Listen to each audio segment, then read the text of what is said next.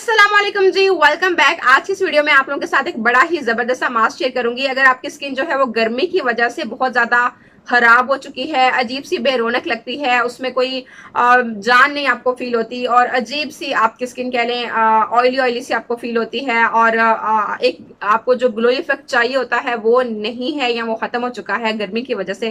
क्योंकि गर्मी में वैसे ही हमारी बॉडी से इतने ज्यादा टॉक्सिन्स रिमूव हो रहे होते हैं ना पसीने के थ्रू, तो हमारी स्किन बेचारी क्या करे इस सूरत हाल में। तो आपने ये पैक लगाना है जो मैं आपको बताऊंगी। इसके रिजल्ट्स बहुत अच्छे हैं, आप हफ्ते में इसको 3 बार ट्राई करें, इसके रिजल्ट्स बहुत बहुत ज्यादा अच्छे हैं। ये सिंपल से हैं, आपकी किचन में आपको ये चीजें मिल जाती हैं, खाने में भी बहुत ज्यादा अच्छी हैं और लगाने में भी बहुत अच्छी हैं। तो हमेशा जब आप खाते हैं तो ऊपर लगाया भी करें, अगर आप सिर्फ लगा रहे हैं तो खाया भी करें। खाना और लगाना दोनों ही स्किन के लिए, हेल्थ के लिए बहुत ज्यादा जरूरी होते हैं। तो स्टार्ट करते हैं वीडियो शुरू करने से पहले एक छोटी सी रिक्वेस्ट है, प्लीज चैनल को जल्दी से सब्सक्राइब कर लीजिएगा, साथ में बेल आइकॉन को भी हिट कर दीजिएगा ताकि फ्यूचर में मैं जब न्यू मजे मजे की चीजें पोस्ट करूँ तो आप तक नोटिफिकेशन भी पहुंचना चाहिए।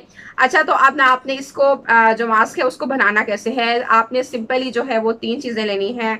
सबसे पहले आपने दही लेनी है। दही आपकी स्किन को, अगर आपकी स्किन बहुत ज्यादा कह लें कि बेरौनक हो गई है तो उसमें जान डालने वाला काम दही करेगी। दही जो होती है, दही के अंदर लैक्टिक एसिड मौजूद होता है नेचुरल तौर पे और बहुत सारे विटामिन होते हैं।